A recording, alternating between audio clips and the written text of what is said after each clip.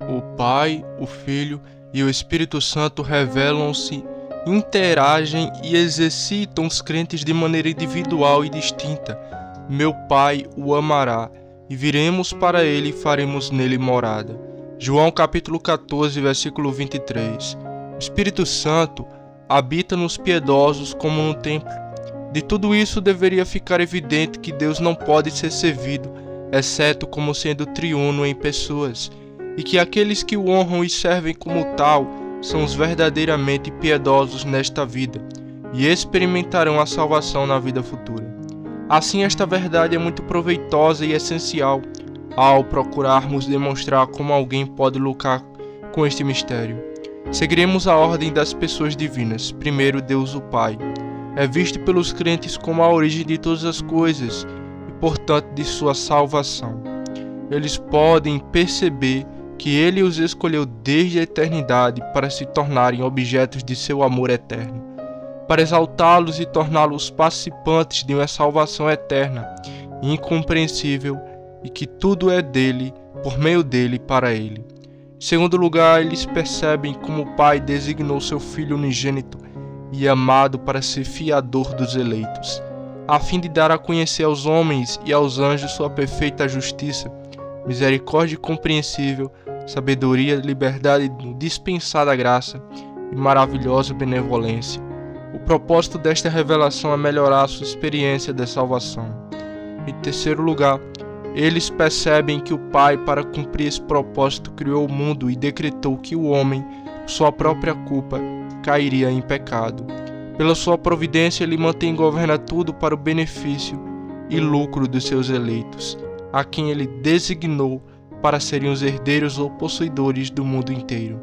Em quarto lugar, eles percebem que o Pai, segundo o Conselho da Paz, enviou seu Filho ao mundo para assumir a natureza humana, para sofrer e morrer como fiador, para colocá-lo sobre a lei, a fim de satisfazer a justiça do Pai, pela perfeita obediência de seu Filho, e assim libertar os eleitos da culpa e do castigo, concedendo-lhe o direito à vida eterna.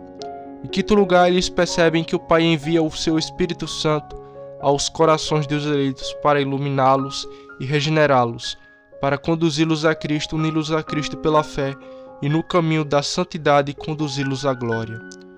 Em sexto lugar, eles percebem que o Pai os recebe como seus filhos e herdeiros, e consequentemente os ama e cuida deles como seus filhos. Tal reflexão produz no crente uma estrutura infantil que faz com que a alma se afunde na humildade. Como a alma então se alegra e recebe liberdade para exclamar: Abba Pai. Gálatas capítulo 4, verso 6. A alma entregará a si mesma em todo seu caso nas mãos do Pai, confiando tudo a Ele, vivendo de suas mãos, trazendo todas as suas necessidades a Ele como seu Pai, dando-lhes a conhecer todos os seus desejos, estando disposta a obedecer aos seus pais, servi-lo de acordo com sua vontade. Ao considerar Deus o Pai e o Filho, primeiro os crentes percebem que Ele é o único fiador qualificado para fazer dos filhos e filhas eleitos, filhos do Pai. Enquanto maravilhados, ele reflita sobre a sabedoria insondável de Deus ao nomear tal pessoa qualificada para ser fiador. Em segundo lugar, eles percebem o maravilhoso amor do Filho para com o homem, que se entregou no eterno conselho de paz como fiador para realizar a grande obra da redenção. Em terceiro lugar, percebem como ele se humilhou na plenitude dos tempos, assumindo a forma de servo e assumindo a natureza deles, não se envergonhando de chamá-los de irmãos, para que pudessem desfrutar da comunhão dele.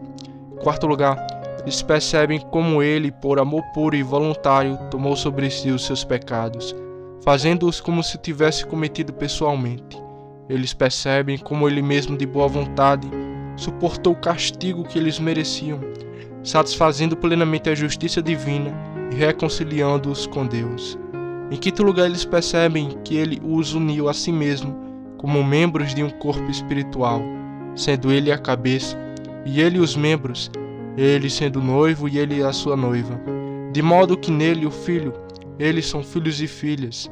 Em sexto lugar, eles percebem que os leva a Deus, apresentando-os ao Pai, dizendo: Eis aqui, eu, os filhos que Deus me deu. Hebreus capítulo 2, verso 13. Aqui está a fonte da salvação, E aqui todas as perfeições de Deus se manifestam de uma maneira totalmente diferente e mais gloriosa do que na obra da criação e manutenção providencial. Espírito Santo é para os crentes aquele que, de maneira múltipla e misericordiosa, aplica-os e o torna participantes de tudo que o Pai decretou eternamente para seu benefício, bem como de tudo que o Filho mereceu para eles. O Pai e o Filho enviam o Espírito Santo ao coração dos crentes, e o Espírito Santo habita neles como no templo. Antes de sua regeneração, os eleitos são por natureza como todos os outros homens sensuais, não tendo o Espírito. Como é somente o Espírito quem vivifica, eles estão mortos em pecados e transgressões, vivendo em total separação de Deus, não tendo percepção de sua pecaminosidade e estado condenável, nem de salvação e vida espiritual, e não tendo nenhuma determinação por essas coisas. Aquilo que é da terra é o foco da toda a atividade de sua alma e de todos os membros do seu corpo. Toda a sua atividade religiosa é de natureza mecânica, a fim de aquietar sua consciência. Eles descansam no que fizeram e odeiam tudo que se assemelha à luz, à espiritualidade e à verdadeira piedade, especialmente quando seu encontro com eles é demasiado próximo para ser reconfortante. Porém, quando chega o momento de boa vontade de Deus para os eleitos, Deus lhe concede o Espírito Santo que os ilumina e regenera, e pela fé os torna participantes de Cristo e de todos os seus benefícios. Porque sois filhos de Deus, enviou aos vossos corações o Espírito de seu Filho, que clama Abba Pai. Gálatas capítulo 4, verso 6. Vocês receberam o Espírito de adoção, pela qual clamamos Abba Pai. Agora recebemos o Espírito que é de Deus. 1 Coríntios capítulo 2, verso 12. Neste ponto devemos considerar de que maneira ou em que sentido os crentes recebem o Espírito Santo. Pergunta: os crentes recebem os dons do Espírito ou a própria pessoa é comunicada a eles? Resposta: primeiro, a habitação do Espírito Santo no crente não é apenas uma mera presença, como é verdade para a onipresença de sua divindade. Segundo, nem é um relacionamento externo vendo-os como filhos de Deus e objetos de sua operação. Terceiro, nem é uma comunicação de seus dons, como fé, esperança e caridade. Quarto ponto, pelo contrário, é a própria pessoa que é dada aos crentes habitando neles, de uma maneira que é incompreensível e inexprimível para nós. Esta presença excede infinitamente os limites da sua pessoa, e, no entanto, esta de maneira extraordinária dentro deles. Primeiro, isso se torna evidente naqueles textos onde se diz expressamente que o Espírito Santo não apenas foi dado a eles, mas também habitou neles. E eu vos rogarei ao Pai, ele vos dará outro Consolador, para que fique convosco para sempre. Até mesmo o Espírito da verdade, a quem o mundo não pode receber, porque não o vê, nem o conhece, mas vós o conheceis, porque ele habita convosco e estará em vós. João capítulo 14, verso 16 ao 17. O Espírito de Cristo que estava nele. 1 Pedro capítulo 1, verso 11. Não sabeis que o Espírito de Deus habita em vós? 1 Coríntios capítulo 3, verso 16. Argumento evasivo. Os dons do Espírito Santo são identificados como sendo o próprio Espírito Santo. Resposta: primeiro, nos lugares onde o Espírito Santo é mencionado, ele nem sempre e em todos os lugares deve ser entendido como sendo igual aos seus dons. Assim, este argumento não tem força, pois deve-se então mostrar que nos textos acima mencionado, semelhante, a referência é aos presentes e não à própria pessoa. Segundo, é feita uma distinção clara entre o próprio Espírito que é dado aos filhos de Deus e seus dons. Esses dons não ensinam, não guiam, confortam, testificam, regeneram ou operam a fé, mas é a pessoa, o próprio Espírito Santo, quem opera e transmite essas coisas a cada pessoa como lhe agrada. Terceiro ponto, os dons do Espírito também são dados aos réprobos, conforme Hebreus capítulo 6, verso 4. No entanto, esses dons não fazem da pessoa um participante de Cristo, como acontece com a habitação do Espírito.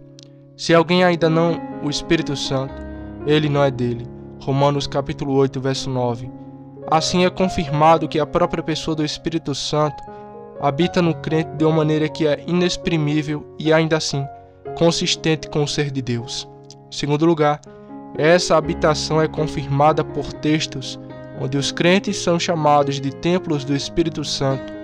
Não sabeis que sois do templo de Deus, e que o Espírito de Deus habita em vós? 1 Coríntios capítulo 3, verso 16. O que? Não sabeis que o vosso corpo é o templo do Espírito Santo que está em vós, o qual tendes de Deus, e que não sois de vós mesmos? 1 Coríntios capítulo 6, verso 19. O próprio Deus, e não seus dons, habitou no templo de Jerusalém, e habitarei entre os filhos de Israel, conforme Êxodo 29, 45. Também em Salém está o seu tabernáculo, e a sua morada em Sião, tu que habitas entre os querubins. Visto que o Espírito Santo habita no coração e no crente, como ele fez anteriormente no templo, ele mesmo da mesma forma e não apenas seus dons, habita pessoalmente no crente. Terceiro, os crentes têm um desejo infinito que só pode ser satisfeito com o infinito. Os dons de Deus não são infinitos e, portanto, um crente não pode ficar satisfeito com eles. O próprio Deus deve ser e é a sua porção. E eles estão unidos a Deus em Cristo e são aperfeiçoados em um, conforme João capítulo 17, verso 23. Assim, o crente não possui apenas os dons do Espírito, mas possui o próprio Espírito.